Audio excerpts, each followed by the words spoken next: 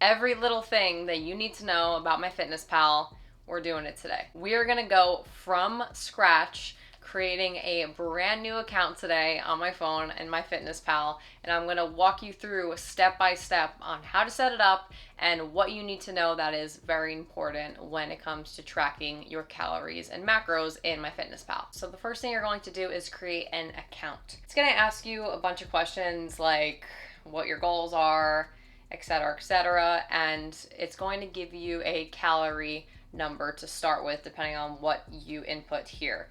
Do not listen to that recommendation because oftentimes it's very inaccurate, and I find that they give out very low calorie recommendation numbers, so I would not stick to that. If you need to know how many calories you need to be consuming in a day, I do have an entire video about how to create a calorie deficit if you're trying to lose fat, so make sure you check that out after this video to get your calorie number so that you don't pay attention to the calories they give you because it's not right. Okay, C is exactly what I'm talking about. It says, congratulations, your calories are 1,200 calories. No, that's not what I'm doing. I don't want to start with 1,200 calories because I'm trying to keep my muscle, bro. So no thanks. And it's going to ask about a free trial. You don't have to do the free trial. Honestly though, I think it would be helpful if you're brand new to tracking macros and you really just like don't know your way around the app and stuff. I would say that it would be helpful to do it for a month because it's free and who cares, but more so the fact that it'll help you understand macros more. It'll help you understand like how many macros are in each of your meals, but we'll talk about that later. But if it's free for the month, might as well just give it a shot. But this video we're going to start off with just doing the free version. What was the last meal you ate? Skip. We're not going to do that. It's not important right now. So now we are on our homepage, okay? So the homepage, this is like pretty much, I guess, their news feed where they just display like recipes and articles and stuff. I typically don't look at that, but we are going to go into the diary setting now. So as you can see on the top here, it says calories remaining, 1,200 minus your food plus your exercise equals remaining. So the first thing that I want you to do is I want you to set your calories to 0. And the reason why I'm having you do that is because unless you have the paid version, you can't really have everything be very specific. Like it lets you input how many calories you want to have, but it doesn't let you write in grams what your macros are. So I just set everything to 0 to prevent it from giving me inaccurate information, like telling me that I went over my calories for the day or that I went over my carbs for the day.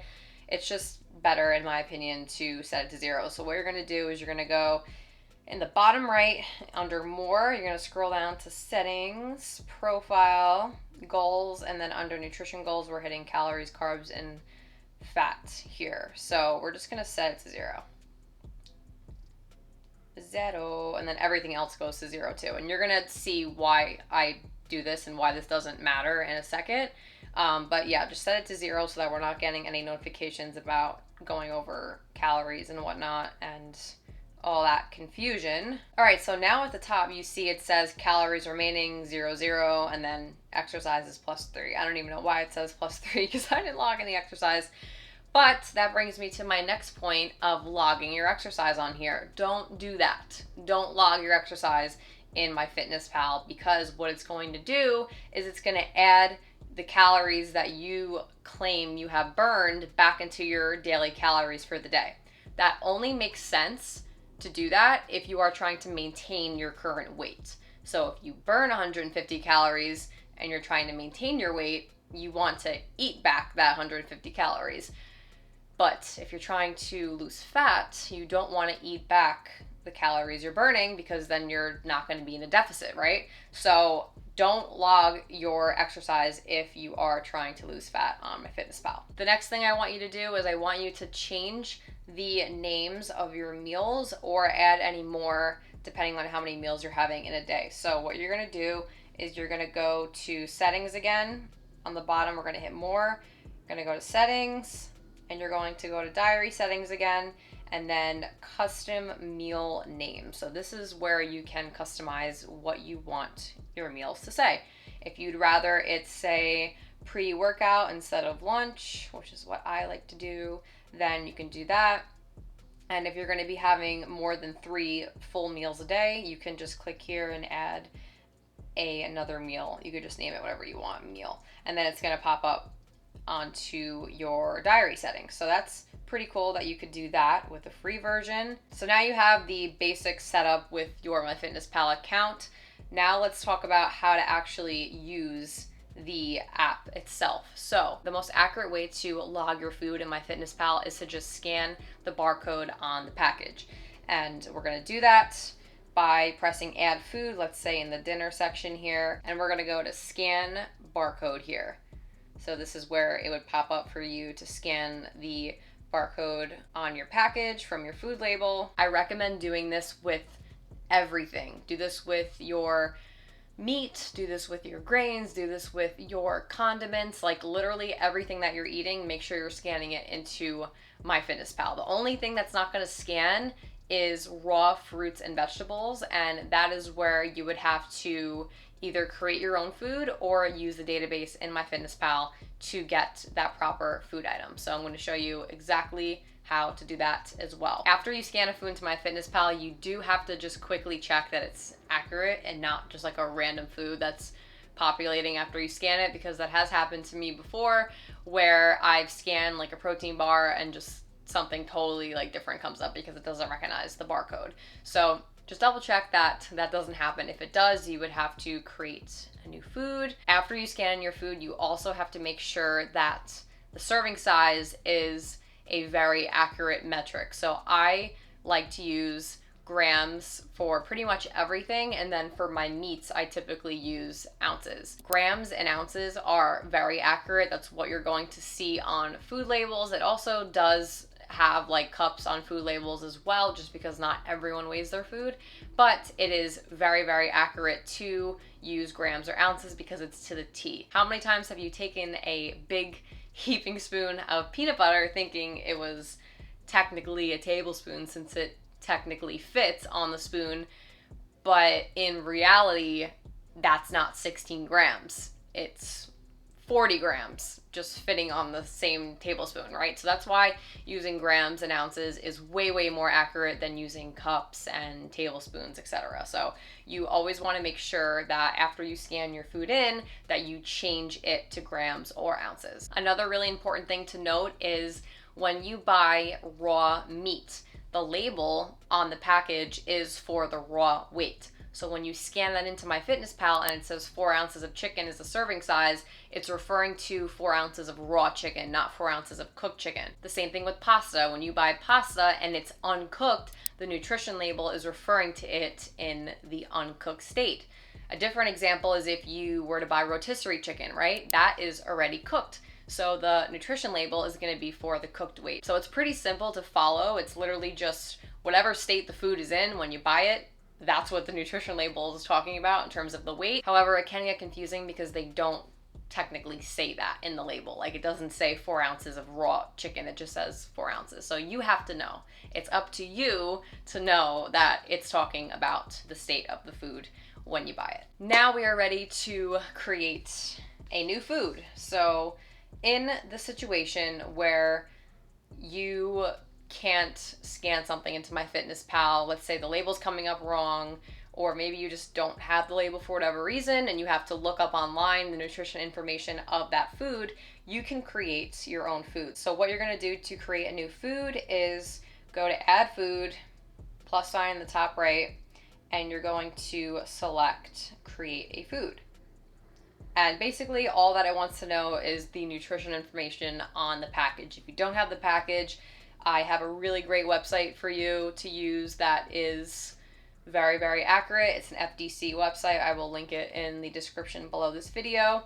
It's great to look up any food that you are looking for. It has a huge database and you know that it's accurate. MyFitnessPal, although it does have a huge database, anyone can create a new food. So we're just gonna type in here the food and the brand that you're using. So I'm just gonna do the rice that I have, description, It's rice. Serving size, I'm just gonna wing this because this is an example video. Let's say 50 grams. Yeah, 50 grams. Servings per container, let's say 3. And calories, this is just, again, straight from the label, so I'm just gonna guess that this has 120 calories. Again, I'm just using this as an example. Let's say it has 4 grams of fat, it has 40 grams of carbs, and protein, let's say like 5. And then you just press the check. And then it asks you if you want to add more nutrition information. No thanks. Unless you personally want to add more, that's fine.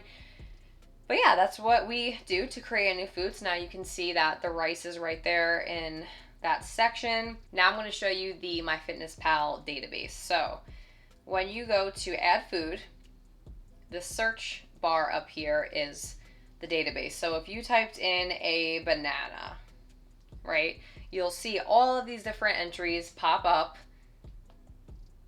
but you just want to pick the one that looks the most accurate to you. So up top we see 1 medium banana, we see sliced bananas, large banana, fried banana, like there's so many different options, but if you're just having a regular banana, you would just hit 1 medium banana. However, what I want to show you here now is you see that it says in the serving size 1 medium. If we're trying to be accurate and we're tracking our macros and calories, we don't want it to say 1 medium. We want it to be in either grams or ounces because that's the most accurate when you're weighing your food. So I'm just going to set this to 1 gram and I'm going to leave it like that for now because I didn't weigh my food yet. You can always go back to that later and then change the number of servings, let's say to like 100, or let's say it was 90 grams, whatever it is after you weigh the banana, after you peel it, of course, and then you would just enter in your entry. So basically, I would just use the database for raw fruits and vegetables because most of the time it's going to be pretty accurate in MyFitnessPal if you select usually the first 1 to 2 that pop up. However, with other foods, I just wouldn't use a database for it. I would just scan it or look it up online because you just don't know what you're gonna get in here. Anyone can create a new food. Like when you type in rice here, there's a million different options for rice. And even though, like I said, all these have a bunch of different checks, it doesn't mean that this is accurate based on the rice that you personally got because there's a million different rices out there, right? But banana, typically a banana is a banana, right? It's basic, it's a raw food. But when you are getting a little flexible here and doing all these different foods, you have to scan it or just manually enter in the nutrition information yourself because you just don't know what all these different foods are in here. And then the only other time I would say to use the database is if you're eating out. Let's say you go to Chipotle and you're trying to track it, at least get a pretty good estimate of what you ate.